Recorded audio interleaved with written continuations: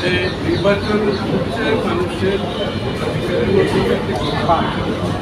গণতান্ত্রিক অর্ডার ফিরিয়ে, এটা একটা ক্লিয়ার কাট হচ্ছে জনগণের ম্যান্ডেট, জনগণের মালিকানার বিষয়। আর সংস্কার হচ্ছে যেটা কারিগরি বলছে সংস্কারের চলমান প্রক্রিয়া। নির্বাচনের পরেও আরো বহু সংস্কার হতে থাকে, আগামী বছর সংস্কার হতে থাকে। তারপরেও এই বিষয়ে রয়েছে সংস্কার, জাতির সামনে প্রকাশ করলেই তো প্রকাশ করে দীর্ঘক্ষণ ডিক্লেয়ার করতে অসুবিধা কথা।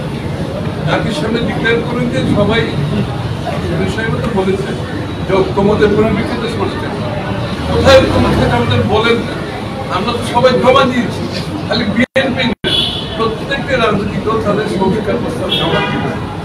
তারা কোথায় ঐক্যমত হয়েছে তার থেকে জানিয়ে দিয়ে সনদ সই করে নির্বাচন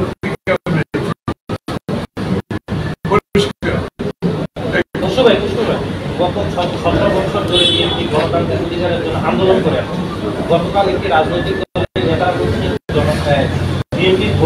নির্বাচন করছে ভোটের জন্য, ক্ষমতায় যাওয়ার এই বিষয়টা ভোটের জন্য তো নির্বাচন, ক্ষমতায় যাওয়ার জন্য তাদের অবশ্য ভোটের মাধ্যমে তো ক্ষমতায় যাবে।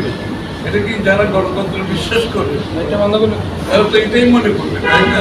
ভোট হবে, ক্ষমতায় যাবে, জনগণের নির্বাচিত সদস্যরাই নির্বাচিত হয়ে সংসদে যাবে, ক্ষমতায় যাবে। এটাই তো গণতন্ত্র।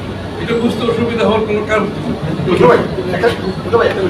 আপনারা তো ডিসেম্বর বলছেন, ডিসেম্বরের মধ্যে নির্বাচন হওয়া দরকার। যদি কোনো কারণে ডিসেম্বরটা ক্রস করে সেই ক্ষেত্রে আপনারা